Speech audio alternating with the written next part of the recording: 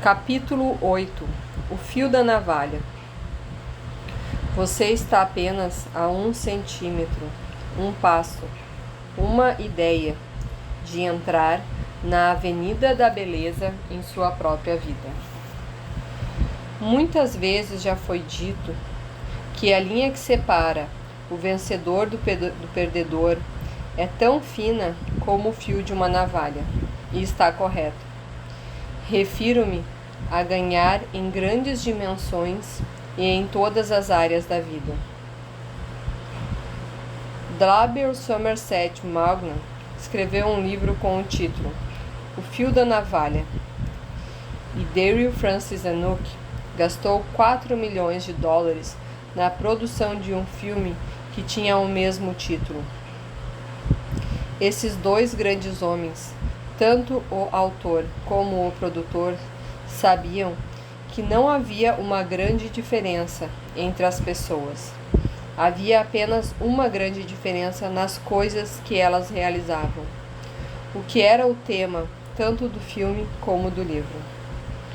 Uma pessoa pensa em iniciar um projeto, a outra pessoa inicia.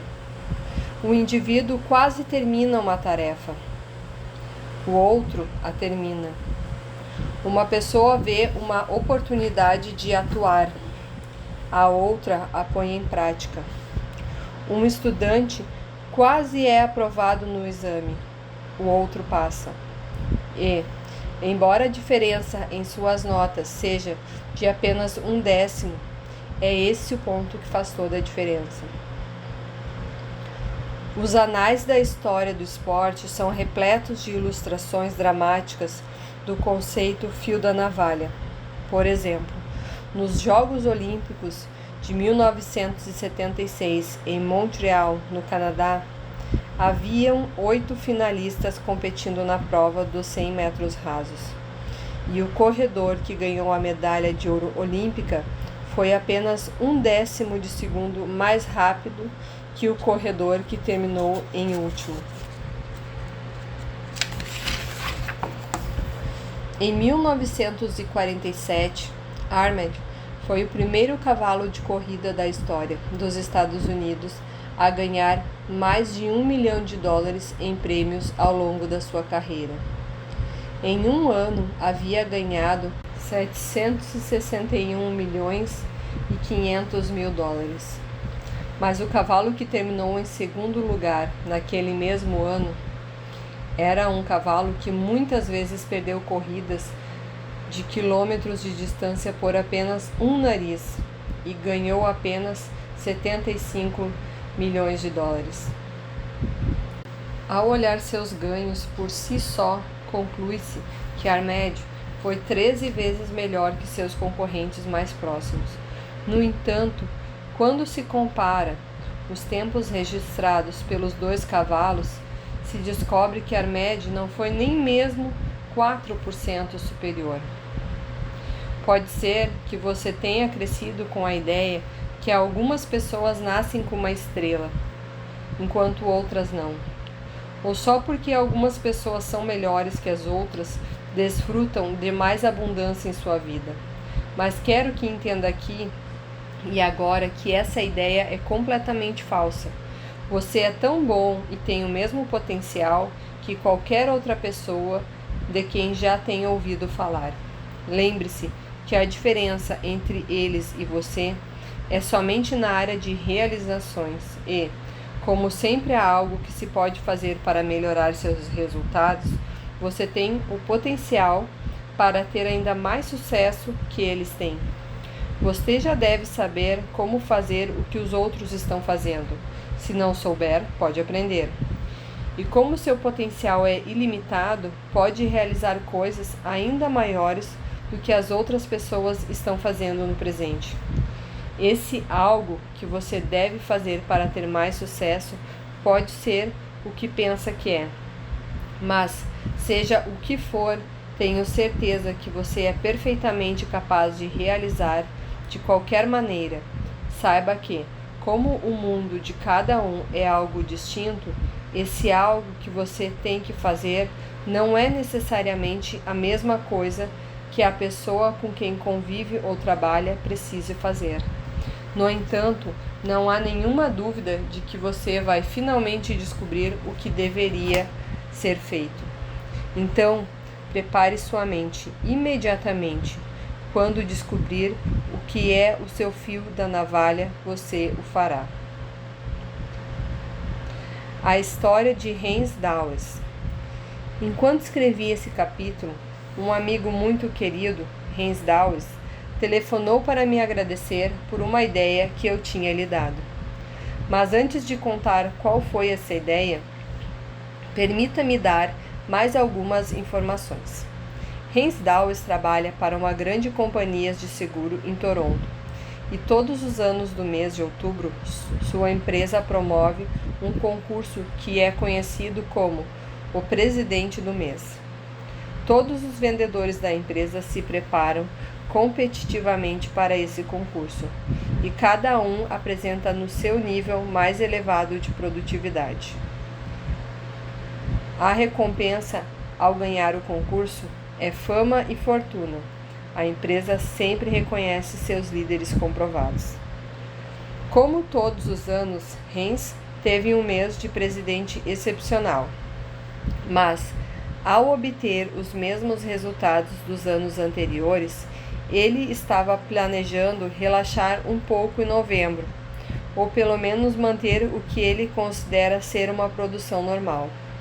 No entanto, numa tarde, conversando com ele, notei que o seu habitual alto grau de entusiasmo tinha baixado consideravelmente. Sabia que algo estava errado, por isso perguntei o que o incomodava. Ele explicou que estava desanimado agora que o grande mês tinha chegado ao fim.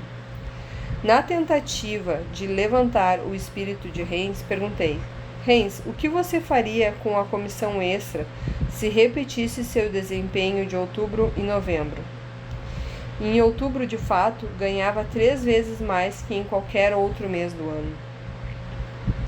Vendo o verdadeiro significado por trás da minha pergunta, o rosto de Hans se iluminou consideravelmente e um largo sorriso apareceu. Em seguida, rapidamente acrescentei: ambos sabemos que você é perfeitamente capaz de repetir seu desempenho de outubro e novembro. Não há absolutamente nenhuma dúvida sobre isso. A essa altura, Hans estava completamente convencido que não só era capaz de repetir seu desempenho, mas que definitivamente iria repeti-lo. Ele disse com sua habitual confiança e vigor totalmente restaurado: Bob, tudo bem, eu vou fazê-lo. O fio da navalha. Ele conseguiu. Hans Dawes bateu seu próprio recorde de outubro e novembro. Pense na diferença que isso fará no seu rendimento anual, para não mencionar sua posição na empresa. Você pode estar certo de que ele vai duplicar ou melhorar seu desempenho no próximo mês de novembro, após o mês do presidente. O algo para Hans Dawes acabou sendo nada mais sofisticado do que decidir fazer a mesma coisa em novembro que ele já havia feito em outubro. Talvez você esteja dizendo para si mesmo: qualquer um poderia ter tido essa ideia. E você está certo, poderia ter. Mas há algumas milhares de pessoas vendendo para a mesma empresa que Hans vende, e eu aposto com você, sem medo de errar, que não havia sequer outros 5 que conseguiram.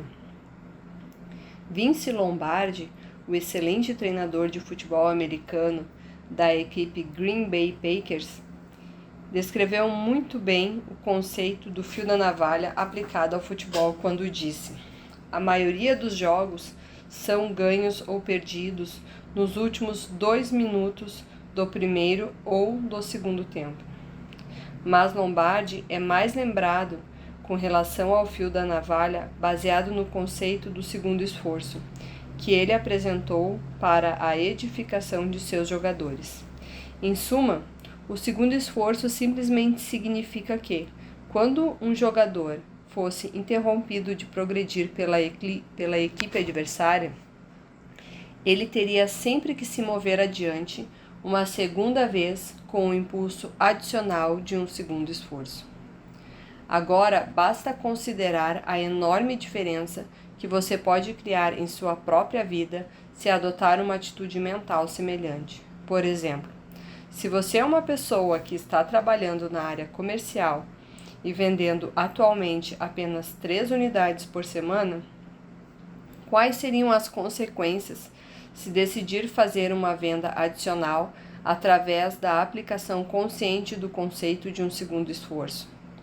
Bem, tendo uma base semanal, isso pode não parecer um grande avanço. No entanto, visto em um período de tempo de toda uma carreira, isso na verdade equivaleria a mais de 2.000 vendas extras. Além disso, do ponto de vista monetário, isso significa que você realmente receberia um rendimento extra de 10 anos sobre um total de 40 anos de carreira. Sim, aquela venda seria a diferença do fio da navalha, o que poderia catapultar você para a primeira divisão. O triunfo de Milt Campbell. Um indivíduo que descobriu a diferença do fio da navalha por si mesmo em sua própria vida foi Milt Campbell. Veja, Milt foi às Olimpíadas em 1952 para competir na prova de decatlon. Ele se apresentou com distinção, determinando em um segundo lugar do mundo, levando para casa uma medalha de prata. No entanto, a ambição de Milt sempre foi ganhar a medalha de ouro olímpica. Portanto, quando ele voltou, colocou em prática aquele velho segundo esforço e começou todo o seu programa de treinamento de novo. Nos 4 anos seguintes, Milt Campbell se dedicou apenas ao seu programa de treinamento, que culminaria com sua vitória e a consequente medalha de ouro nos Jogos Olímpicos de 1956. Na sequência daquela realização espetacular, tive o prazer de falar com Milt em inúmeras ocasiões. Muitas vezes ele confidenciou que muitos dos atletas com quem competiu na escola foram muito superiores a ele, mas em algum momento tomaram a decisão de abandonar a carreira esportiva. A diferença do fio da navalha para Milt foi que ele se manteve nos treinamentos. Como resultado, o dia que ele conquistou a medalha de ouro, Milt foi reconhecido como o melhor atleta do mundo. Uma das ilustrações mais poderosas sobre a fina linha que separa o vencedor do perdedor foi revelada nas filmagens de O Fio da Navalha. O elenco do filme foi composto por 8 atores principais e 8 substitutos, isso é, cada protagonista tinha um substituto para fazer o trabalho duro, árduo e cansativo, enquanto as estrelas descansavam. Após o filme, a Life Magazine publicou uma reportagem em que as imagens dos 8 atores principais foram exibidas em uma página e a imagem dos 8 substitutos foram mostradas na página oposta. O substituto da estrela do filme, Tyrone Power, era Thomas Noonan. Noonan foi um colaborador muito próximo a Tyrone Power e eles até mesmo frequentaram a mesma escola juntos. Eram mais ou menos do mesmo tamanho, igualmente inteligentes e se vestiam de forma quase idêntica, tanto que um lembrava muito o outro, mesmo na aparência física. Na verdade, buscava-se a maior semelhança possível entre cada ator principal e seu substituto, mas de outra maneira e em apenas um sentido. Os protagonistas e seus substitutos eram completamente diferentes. Os salários recebidos pelos 8 protagonistas atingiram um montante impressionante naquela época de 489 milhões. Por outro lado, o salário para os 8 substitutos atingiram 6.534. A diferença de talento entre um grupo e a outra era pouca, mas a compensação monetária que eles receberam foi 75 vezes maior. À medida que sua consciência se torna cada vez mais atenta em relação ao conceito do fio da navalha, você será surpreendido pelo número de casos que encontra todos os dias. Como exemplo, pense na simpatia que sente quando, no comércio local, o atendente gentilmente sorri dizendo: "Obrigada por comprar conosco", e em seguida lhe pede para voltar em breve, em comparação com uma loja onde você é recebido com a pergunta: "Bom, você vai comprar alguma coisa ou não?" Considere essa ilustração. Há cerca de um ano, uma família participou de um dos meus seminários em Toronto. Era uma família muito bonita, mas tinha um problema sério e me perguntaram se eu poderia ajudá-los a resolver. Inicialmente informaram que eram proprietários de uma oficina de automóveis, mas que os negócios estavam em extrema dificuldade, e eles estavam pensando seriamente em fechar suas portas e ir trabalhar para outras pessoas. Na tentativa de ajudá-los, visitei as instalações da loja e fiz uma série de perguntas relacionadas. Então, parei e ouvi atentamente as respostas que me deram. Não demorou muito para verificar que, sempre que eu fazia uma pergunta relacionada à capacidade com a mecânica, eles respondiam com grande entusiasmo, transbordando confiança. Logo, tinham me convencido que eram excelentes mecânicos e que trabalhavam muito bem também. No entanto, por outro lado, também percebi que sempre que eu lhes dirigia uma pergunta e tocava ao lado público de seus negócios, eles não externavam absolutamente qualquer entusiasmo. Na verdade, uma aura de pessimismo e desânimo vinha sobre eles. Era bastante óbvio para mim, portanto, que o único problema que esta família tinha era em lidar com sua própria atitude mental. Uma vez identificada a natureza exata do problema, fui capaz de sugerir ações corretivas. Disse a eles que deveriam começar a visualizar sua oficina cheia de carros que precisassem ser reparados. Sugeri, além disso, que cada vez que eles visualizassem fazendo um trabalho em um carro, também se visualizassem aspirando o interior do carro, lavando a parte externa e certificando-se de que as janelas estavam impecáveis. Eu disse para eles que, como a maioria das pessoas não entende realmente muito sobre aspectos mecânicos, a única coisa que eles iriam notar seria a aparência do carro e, em uma vez que quase todo mundo se sentir melhor dirigindo um carro que parece bonito e limpo, esses pequenos toques extras em breve dariam grandes dividendos para eles. Cerca de 2 semanas depois, recebi um telefonema de um membro da família. Ele me disse que nenhum deles tinha entendido completamente como algo tão básico poderia fazer tanta diferença. Eles ficaram muito ocupados nas 2 semanas seguintes desde a minha visita. O único problema que tinham agora era o de concluir todo o trabalho que conseguiram. A diferença do fio da navalha que mudou os negócios perdedor para vencedor acabou por ser nada mais dramático do que a atitude hospitaleira e alguns toques adicionais a cada automóvel. Valeu a pena? Basta perguntar à família Jacob de Toronto, Canadá. A maioria dos educadores identifica que, em média, o nível de leitura dos indivíduos fica em torno do que aprendem entre o 6º ou o 7º ano escolar. A razão para isso é que somos ensinados e estimulados a ler até quando chegamos ao 6º ou 7º ano, e em seguida, nós nunca mais nos preocupamos em melhorar nossas habilidades de leitura além desse ponto. Além disso, você deve perceber que o que é verdade sobre a nossa leitura também é verdade para a maioria das outras habilidades que adquirimos na vida. Uma vez que as pessoas tornam-se proeficientes no básico, em qualquer campo em particular, geralmente escolhem parar de aprender e, claro, a partir desse ponto em diante, elas deixam de melhorar.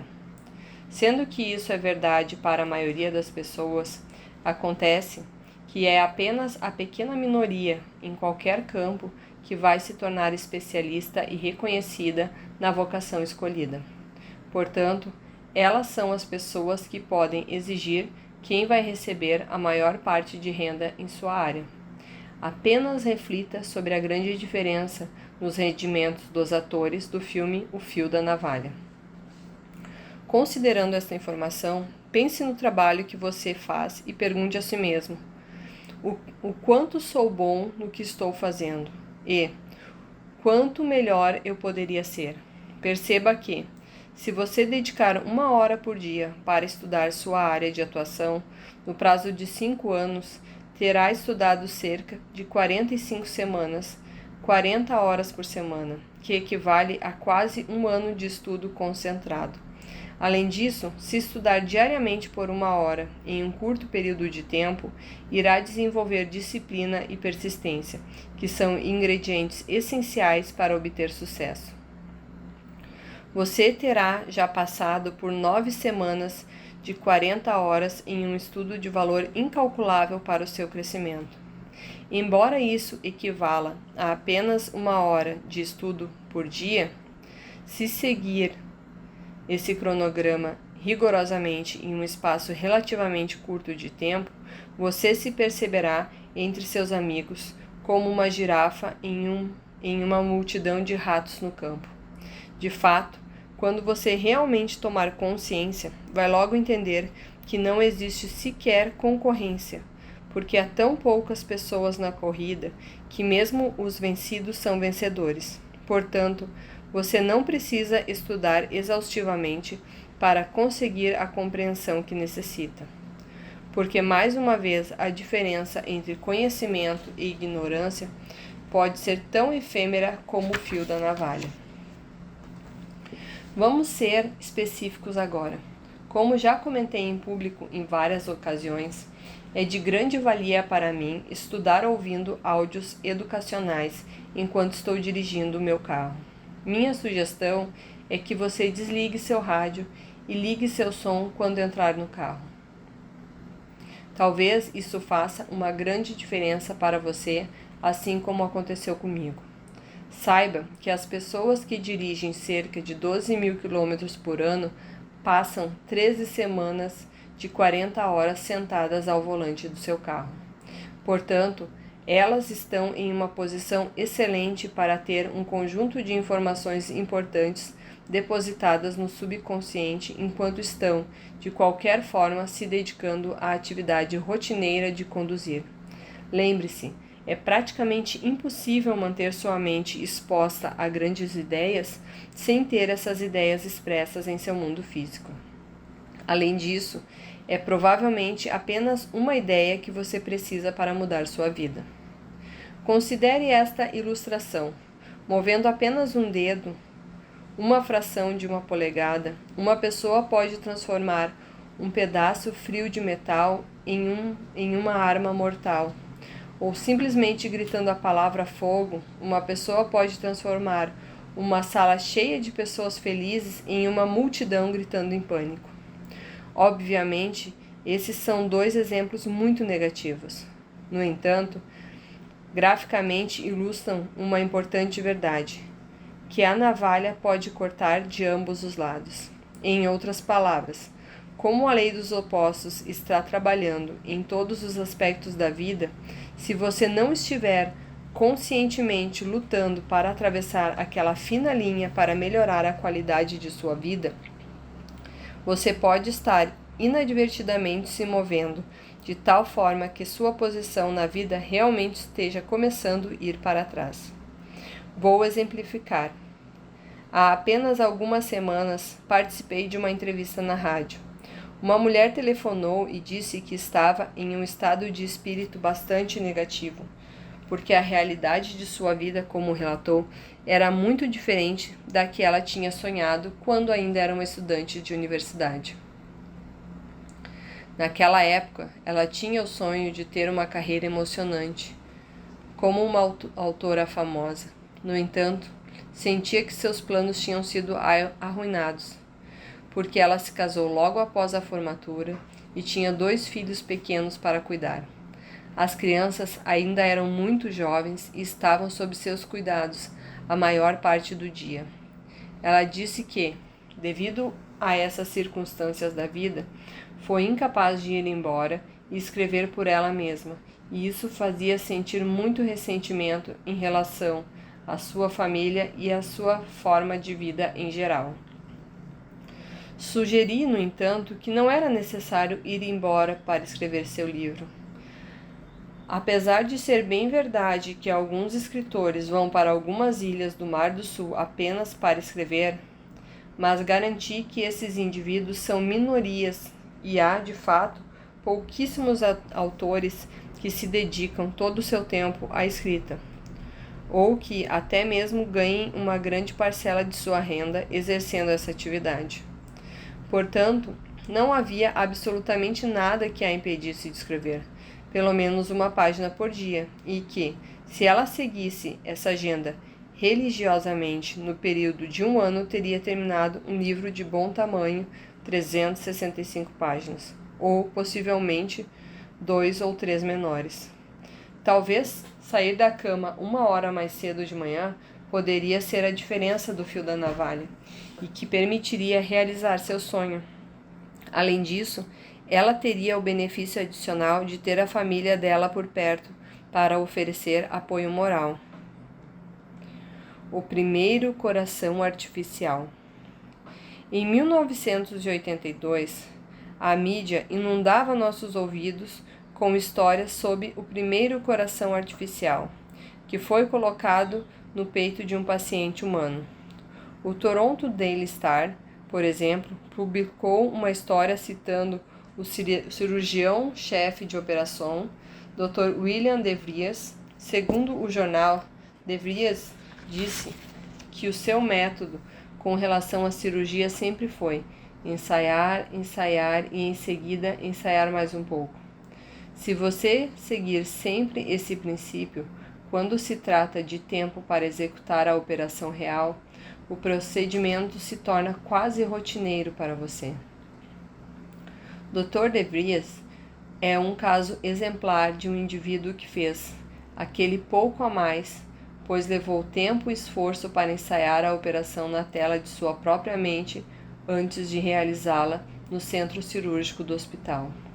Aliás, essa foi a diferença do fio da navalha que permitiu ao doutor se tornar um cirurgião de renome mundial e que está agora inscrito nos anais da história médica. Isso sem mencionar o fato de que ele permitiu prolongar a vida de um tal Dr. Burney Clark. Outra excelente ilustração sobre ir um pouco mais e de tentar mais uma vez aconteceu no mesmo evento histórico. O Dr. Robert, o homem que projetou o primeiro coração artificial do mundo com apenas 36 anos, é outro excelente exemplo do fio da navalha. Robert foi rejeitado pelo menos 3 vezes nas escolas de medicina dos Estados Unidos e ainda foi aconselhado por um professor cuja disciplina ele estava indo mal a ingressar na faculdade de odontologia. Mas Robert era um homem com uma visão e não poderia negar a si próprio. Ele compreendeu intuitivamente que era o mestre de seu destino e deve ter entendido de forma natural o conceito do fio da navalha, porque ele não iria aceitar a derrota. Como resultado de sua perseverança notável, foi finalmente aceito na Escola de Medicina de Salt Lake City, na Universidade de Utah, em 1972. Uma década mais tarde, o jovem Robert realizou um avanço médico que nunca tinha sido visto antes. Falando de seu marido, a esposa de Dr. Robert, Elaine, disse: "Ele tem qualidades que são muito difíceis de medir. É criativo, e isso é algo que você não pode medir em tese." Claramente, o jovem Robert entrou numa competição feroz por um lugar na escola de medicina sem nenhuma das propriedades convencionais, como notas altas, um título acadêmico de prestígio ou uma alta pontuação no vestibular.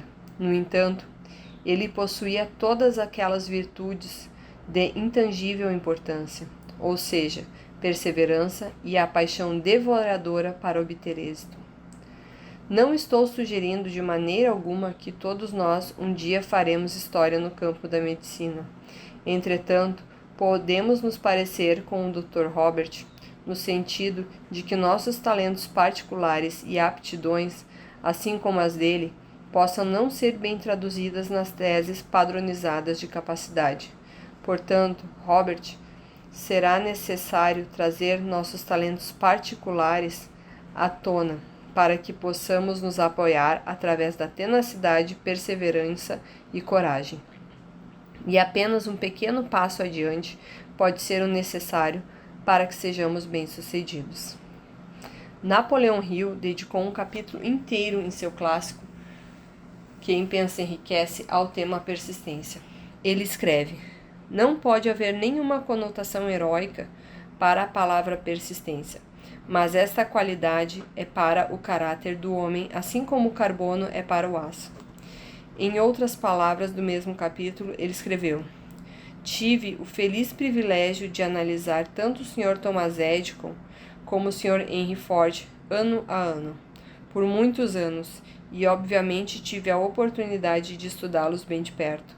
Portanto, falo com conhecimento real quando digo que não achei nenhuma qualidade, salvo a persistência, em qualquer um deles, mesmo que remotamente sugerindo a principal fonte de suas estupendas realizações.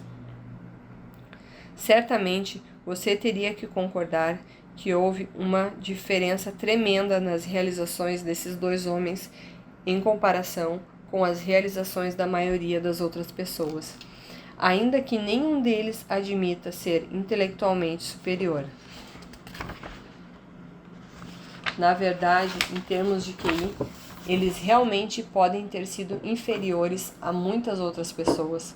No entanto, ambos possuíam a qualidade vital da persistência. Seus resultados na vida foram invariavelmente superiores aos da massa. Portanto, talvez o fator que o arremessará para a primeira divisão, até mesmo do ponto de vista psíquico, e que vai multiplicar sua renda material, será sua capacidade de persistir. Então, da próxima vez que sair para fazer algo e o caminho ficar difícil, basta lembrar que a diferença do fio da navalha para você poderia muito bem ser sua própria capacidade de perseverar. Apenas tente mais uma vez com entusiasmo e você poderá assistir às suas realizações, irem das mais ordinárias para as mais extraordinárias. Deixe-me compartilhar uma breve história de minha própria experiência para concluir este livro. Eu estou formando um novo hábito. Todas as manhãs me levanto, antes de todo mundo em casa. Tomo uma ducha rápida e faço uma xícara de café, que eu bebo no caminho para o escritório. Chego ao escritório antes das 7 da manhã e, em seguida, começo a escrever. Uma vez que é absolutamente tranquilo a essa hora da manhã, sem telefones tocando, sem interrupções, sou capaz de escrever sem qualquer distração, e eu realmente gosto disso. No momento em que as outras pessoas chegam para começar a trabalhar, eu já tenho várias páginas escritas. Então, estou livre para começar a me ocupar com os outros trabalhos que tenho marcado para o dia. Simulação. Agora, tente relacionar essa história com sua própria situação. Só por um momento, por exemplo, se você trabalha no setor de vendas, planeje uma ação diferente que poderá ser praticada durante 1 mês ou 2. Execute essa nova ação todos os dias, de manhã bem cedo. Em vez de escrever como eu, você pode simular prática de vendas com uma perspectiva imaginária ou, eventualmente, com um dos seus associados. A palavra simular entrou na linguagem popular quando aprendemos como os astronautas se preparam para a missão no espaço. Quando eles estavam simulando, estavam realmente praticando a experiência no espaço como se já estivessem lá. Portanto, sugiro que, se praticar sua estratégia de vendas de forma semelhante todas as manhãs por 1 ou 2 horas, você será testemunha de uma melhora incrível no seu desempenho em um espaço relativamente curto de tempo. Em 1 ou 2 anos de esforço, você se tornará tão proeficiente que raramente irá perder uma venda. Então lembre-se, se a necessidade existe e os meios estão lá e você ainda não fez a venda, provavelmente é porque você ainda não é tão bom.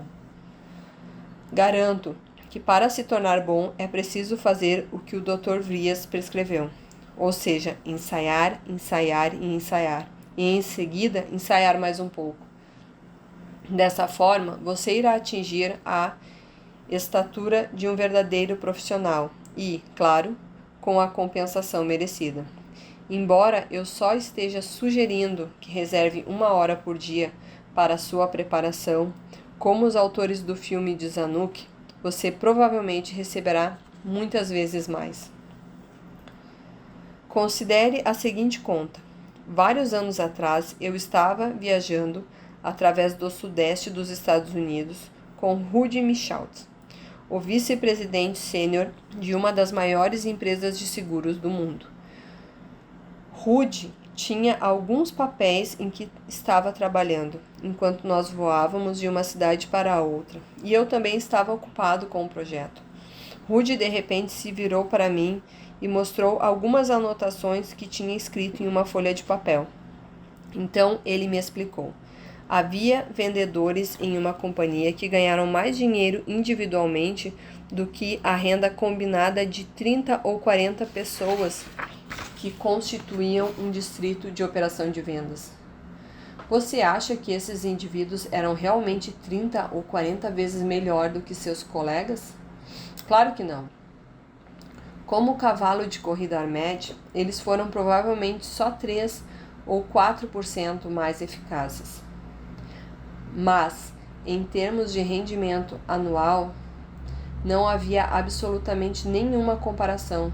O que fez a diferença para eles, talvez tivesse planejado seus dias enquanto os outros não, ou talvez tivessem praticado por 1 hora enquanto os outros não. No entanto, seja o que for que fizeram, você pode ter certeza que a diferença foi tão fina quanto o fio da navalha. Agora, pare de ler, sente-se, relaxe e pense. Realmente pense. O que será em sua vida que fará a diferença do fio da navalha? Você sabe o que é? Bom, então faça isso agora.